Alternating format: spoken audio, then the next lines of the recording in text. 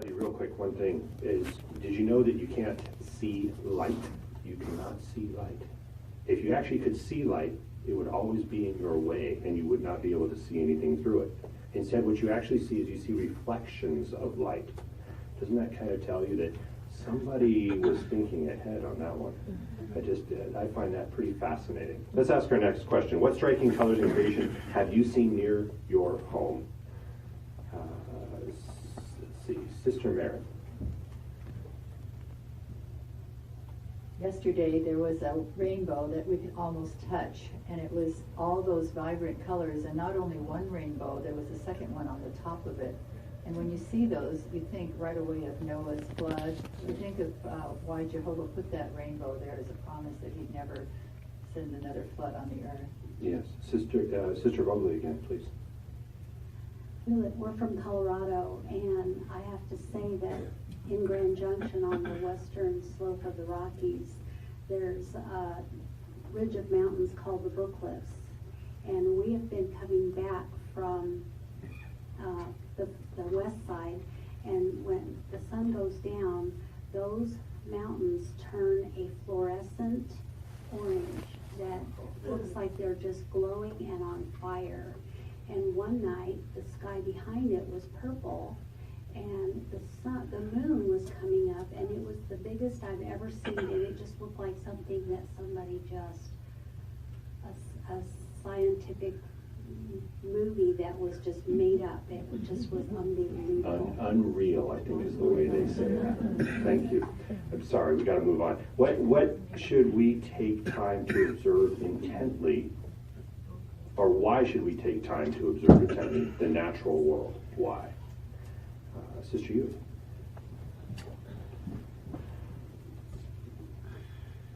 It really helps us to love Jehovah.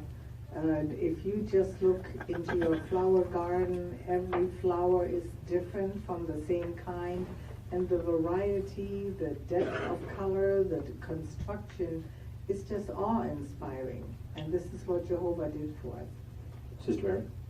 And I like too how it brings out it even can help reduce anxiety and put our personal problems in proper perspective. Yeah, and then the big picture too is when we observe these things, it ends up drawing us closer to Jehovah. Isn't that what we all want? Well, thank you everyone for your comments, and now we'll turn back to our chairman.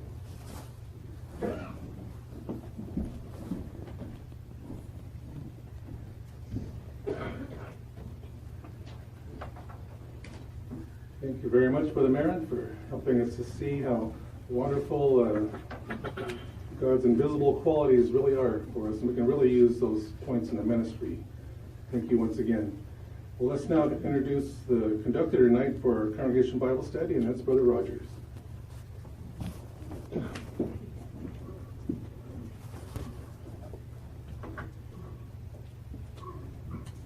So tonight, we're going to discuss chapter 53, a ruler who can control the elements. And of course, the overview is people want to make Jesus king, and Jesus walks on water and calms the wind. So let's have the reading of chapter 53. Jesus' miraculous ability to feed thousands has a strong impact on the people. They conclude that this really is the prophet who was to come into the world, the Messiah, and that he certainly would make a desirable ruler. So the people plan to seize Jesus and make him king. Jesus, however, realizes what the people are planning. He dismisses the crowds and instructs his disciples to get back in their boat. Their route and destination, they are to head toward Bethsaida and then on to Capernaum. As for Jesus himself, he withdraws to the mountain to pray alone that night. In the light of the moon shortly before dawn, Jesus observes the boat from a distance. The waves of the sea are being whipped up by a strong wind, and the apostles are struggling to row, for the wind is against them. Jesus descends from the mountain and begins walking over the waves toward them. By now, they had rowed about 3 or 4 miles. The disciples observed Jesus seeming to pass by them, and they cry out in fear, "It's an apparition." Jesus comfortingly responds, "Take courage. It is I. Do not be afraid." But Peter says, "Lord, if it is you, command me to come to you over the waters." Jesus answers, "Come." At that, Peter gets out of the boat and actually walks on water toward Jesus. When he looks at the windstorm, Peter becomes afraid and he starts to sink. He cries out, "Lord, save me." Stretching out his hand, Jesus catches hold of Peter and says, "You with little faith, why did you give way to doubt?" Peter and Jesus get into the boat and the wind abates. The disciples are amazed, but should they be? If they had grasped the meaning of the loaves, the miracle Jesus performed a few hours earlier when he fed thousands, it should not have been amazing that he could walk on water and calm the wind. Now they react by doing obeisance to him, saying, "You really are God's Son." Soon they reach the beautiful, fruitful plain of Gennesaret, south of Capernaum. They anchor the boat and then come ashore. The people recognize Jesus, and together with others from the surrounding country, they bring the sick to him. When these touch the fringe of Jesus' outer garment, they are made completely well. Meanwhile, the crowd that has witnessed the miraculous feeding of the thousands discover that Jesus has left. So when the little boat from Tiberias arrived, the people get aboard and sail to Capernaum to find Jesus. When they do, they ask, "Rabbi, when did you get here?" With good reason, Jesus rebukes them, as we will see. Here's our first question. After Jesus feeds the thousands, what do the people want to do to him after he feeds the thousands here? Okay, let's get Sister Milton. Well, the miracle that he performed had a real deep impact on the people. They felt like he would make a perfect ruler, so they planned on seizing Jesus and making him king. Very true. They wanted to make him king. Now, that's at John 6:15. So how can we use that when someone asks, well, how come as witnesses you don't get involved in politics, you don't vote? How can we use John 6:15? Brother Jamal Cunningham? Just on the simple fact that Jesus had an opportunity to become king and didn't want it shows that Jesus wanted no parts of politics. He wanted no parts of the things that they were seeking in the world to be famous at that time, because his thoughts were toward the kingdom. And just like today, we don't get involved completely neutral, because our thoughts are like Jesus' thoughts of being a part of the future kingdom, not anything that they're trying to put together that they claim is going to work, because we already see the proof in it that it'll never work. Yeah, very true. So that's an excellent teaching point. If someone brings that up, just turn there, John 6:15. Just read it. Let's explain it. Jesus could have been the best ruler ever, but he chose to focus on God's kingdom. Brother Harris. And I like the footnote because it makes mention that he would accept kingship only in God's way and in God's due time. He knew he was going to be a king. He already knew it, but it just wasn't time yet. And so he was willing to accept Jehovah's timing on the matter, which is a good lesson for us. Very true. Sister Cox up front. Sister Cox.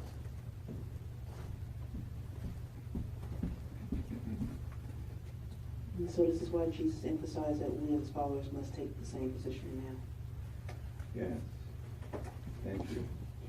Here's our second question. Why should the disciples not be amazed that Jesus can walk on water and calm the wind? Okay, let's get Brother Jamal Jr. Jamal Cunningham Jr. If they really grasped the lesson of Jesus feeding thousands, they shouldn't have been amazed that he could walk on water and calm the seas and wind. Yeah, very true. Additional comments, Brother Adoy.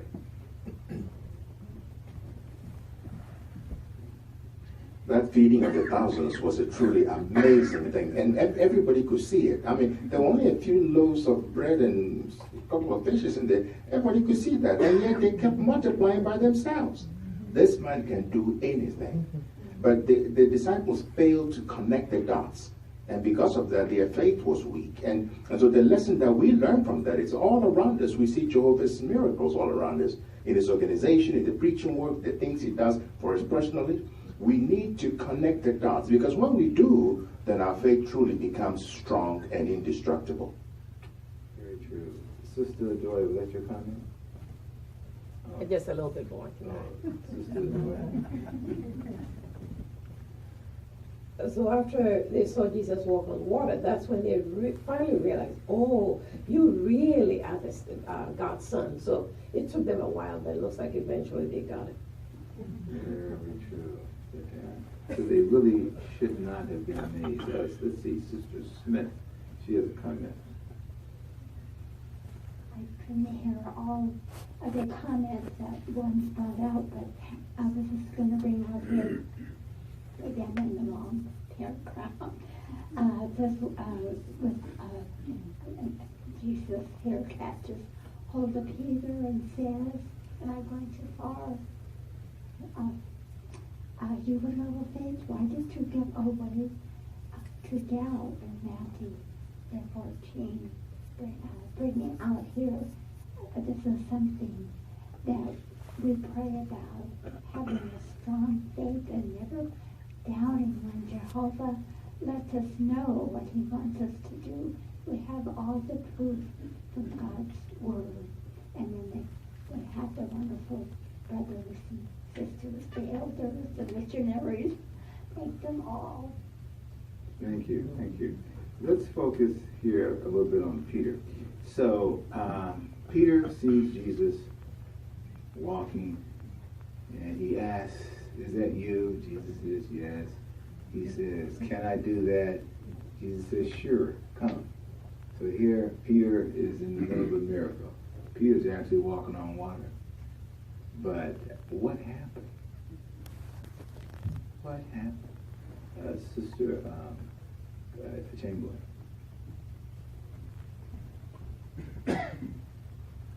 He lost his focus on Jesus, and so that made his faith waver. And it wasn't because of a gust of wind that he fell into the water or a big wave that he sank, but he was sinking because he began looking at the windstorm and focusing on its power instead of the power that Jehovah had given Jesus. So, what happens to us when we lose our focus on Jesus and then we start focusing on this windstorm that's all around us? This system we live in is a windstorm, and we start focusing on everything around us rather than focusing on Jesus. What happens to us? Let's start off with Sister D'Amato. Well, we often get anxious, and then we begin to sink. Very true. Sister Newman. And we may begin to start taking our focus off of our spiritual routine and our daily prayer and study, and pretty soon that starts to slip, and we're handling the problem ourselves, and pretty soon we're really stuck in solving our own problems, and we're sinking fast. Very true. Sister RTA. And then that really gets the doubt going, and the Watchtower reference to talk that Brother Morris gave, where he said faith and doubt cannot exist together, and so doubt really weakens our faith. And if we don't have faith, we can't focus on the kingdom and the promises that Jehovah's made. See, if you watched part 3 of the annual meeting, Jackson gave, he showed some clips, because his talk was, "Are you ready?" And he showed some clips of what our brothers are going through right now in Russia. Now, if you check the website, you know that Brother Christensen was sentenced to 6 years today. And of course, it's being appealed. But now, you see, he's been in custody for almost about a year and a half. He hasn't lost his focus. In the windstorm, JW is banned, our Bible is banned. The Friends are focused, as Brother Jackson said. The Friends are doing very well. You saw those clips where when the brothers voluntarily came to court during the hearings and voluntarily exposed themselves to the authorities. They were in court, and when the brothers were sentenced and the sisters taken out, they were there applauding like we do at an assembly. And so what do you think the secret police were looking around saying, "Oh, yeah, all the witnesses, huh?" But the brothers, they were focused. The windstorm, they're focused. See, they know what's going on. And they're staying focused. And it's an excellent example for us.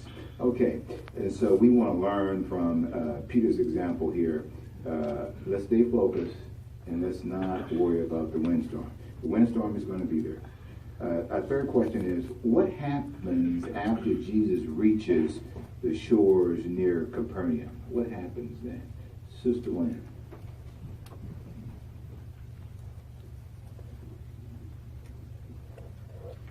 People near there or the surrounding countries recognize Jesus. Perhaps they had tasted of bread and fish before, so they brought all the sick ones to expect Jesus to heal them. So even they touched his garment, they were healed. So they're really seeking for physical health. Yeah, see, human nature hasn't changed. Crowds chase free food down back in Jesus' day. And if someone says free food, what happens usually? You have to have police there because it gets crazy, doesn't it? You say free, you give away free food, thousands of people are coming, and we've seen those incidents there. So human nature hasn't changed. So were they interested really in getting to know Jesus and his teachings and the fact that he is going to be a king who can control elements? Were they really interested in that? Was that for their focus there, Brother Elvon?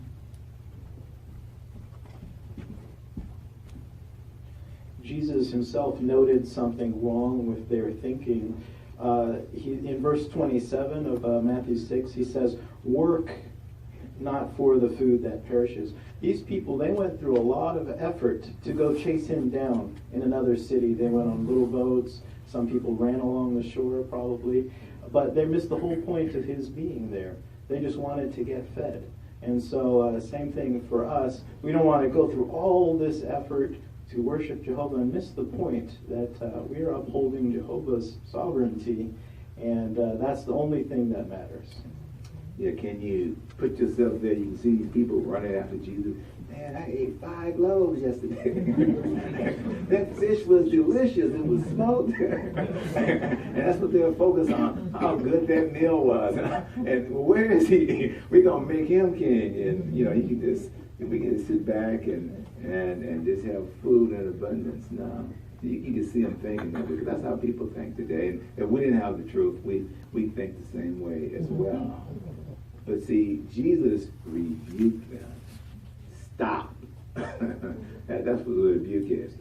Stop it. Yeah, he says, as was said, he said, work for the spiritual food. I saw a couple other hands and comments. Sister RTA.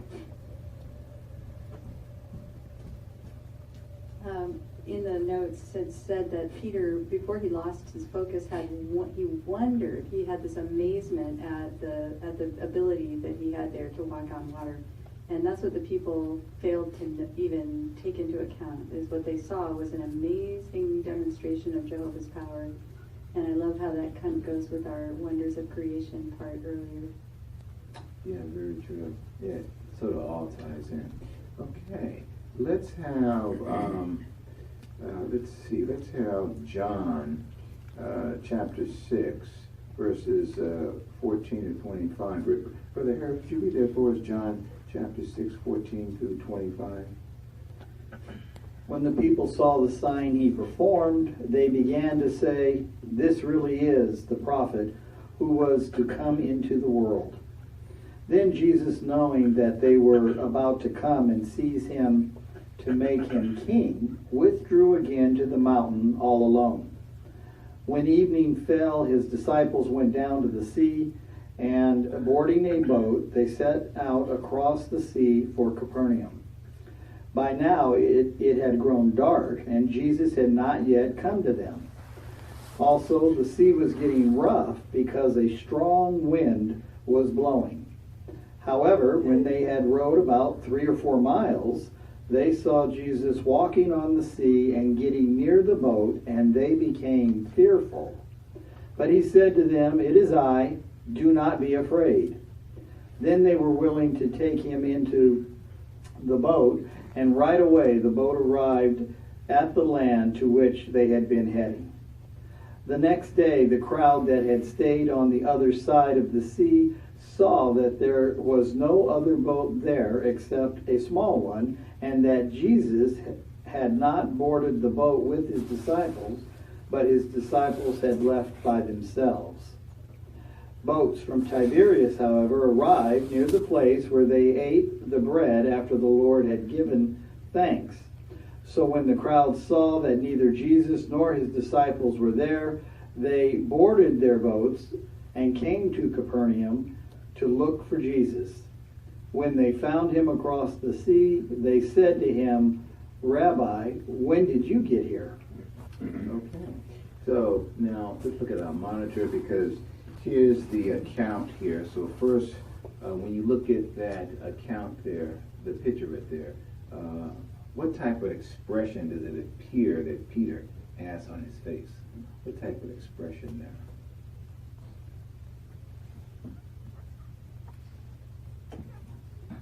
Sister Huey? Well, he's very impetuous, so he went to see Jesus, and he said, make me walk on water. So he did, and then all of a sudden he started sinking. So he was just totally petrified at that moment. Yeah, see, he goes from, "Lord, if that's you, command me to walk." You know, he's fascinated that Jesus is walking on water. He's walked about 4 miles across San Francisco Bay, say from the East Bay to San Francisco is about 7 miles. So that's like walking halfway, you know, on water. That's quite a distance. So Peter is doing that, and now the expression on his face looks like he's screaming, "Help!" So what just a few moments ago, he was asking, "Is that you? Well, command me to do it." And Jesus said it, and Peter showed faith. He jumped to guide the boat in the middle of a storm. That's faith. And now he's walking. But when he starts to sing, boy, he's screaming, "Lord, Jesus, help me, save me." Yeah, you see, so you can see how sometimes as humans, we can go in a matter of moments from, boy, you know, I got so much faith, I can move mountains, and moments later, we can have a lack of faith.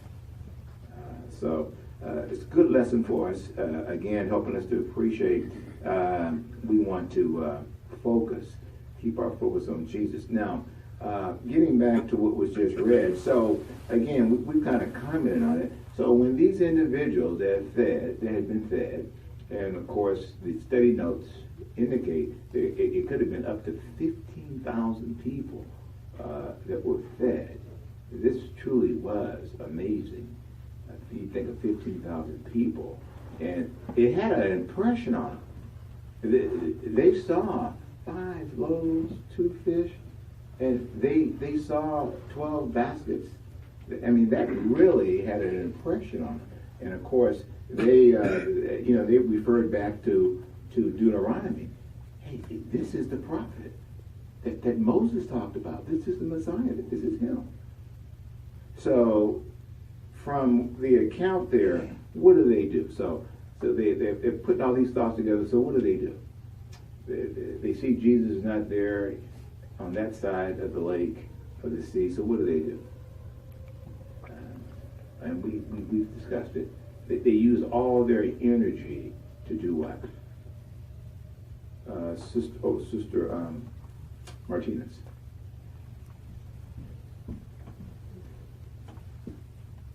They use all their energy to go find him. Yeah, and exactly. And they're focusing and using all their energy to obtain what type of food? Sister Marion? It's very temporary food. It's not going to last for, like Jesus' words would last a lifetime, but the food would only last for another day. Yeah, so you could really say they wasn't focusing on everlasting life. They were just focusing on life in this system. That kind of physical food, all my food, you know, for as long as I lived in this system. They were looking at things from a physical standpoint. Jesus performed the miracle not for a physical reason, but really to help them spiritually. And so they missed the point. Brother Crochet, your thought? And one more physical thing that people were doing was they were following him also so they can get healed. So they mentioned, we have an all-you-can-eat bread and fish, but also if you touch the fringe of his outer garment, you get healed. So that was another physical thing they were doing to follow him. Yeah, they wanted a cure. Brother Alba?